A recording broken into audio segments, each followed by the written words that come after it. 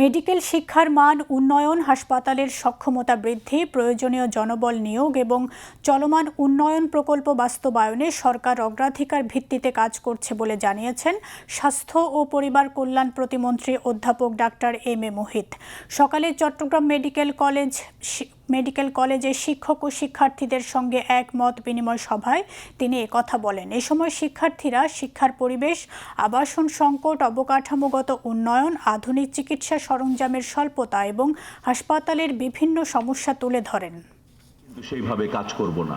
আজকে যেমন আমি আপনাদের কাছে এসেছি আসলে এই মত বিনিময় করতে, ধৈর্য ধরে আপনাদের কথা শুনতে, জানতে আপনাদের সমস্যাগুলো, পাশাপাশি সরকার হিসেবে আমাদের যে দায়িত্ব, আমাদের যে স্বাস্থ্য খাত নিয়ে চিন্তাগুলো আছে সেগুলো আপনাদের সঙ্গে শান্তভাবে শেয়ার করতে চেয়েছি।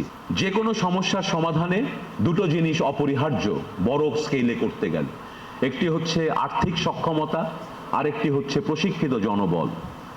আমরা এবারের বাজেটে গতবারের বাজেটের চেয়ে স্বাস্থ্য খাতে প্রায় ডাবল বাজেট দেয়া হয়েছে, যেটা 1% আমাদের জিডিপির, এবং আমরা প্রমিস করেছি এই 5 বছরের ভেতরে ধীরে ধীরে এটাকে 5%-এ নিয়ে যাব।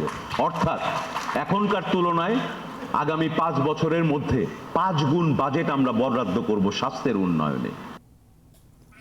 চট্টগ্রাম মেডিকেল কলেজ হাসপাতালের পরিচালক ব্রিগেডিয়ার জেনারেল ডাক্তার তসলিম উদ্দিনের সভাপতিত্বে মত বিনিময় সভায় city mayor doctor Shahadat Hossain, সংসদ সদস্য মোহাম্মদ আবু সুফিয়ান সহ চিকিৎসক এবং স্বাস্থ্য বিভাগের ঊর্ধ্বতন কর্মকর্তারা উপস্থিত ছিলেন।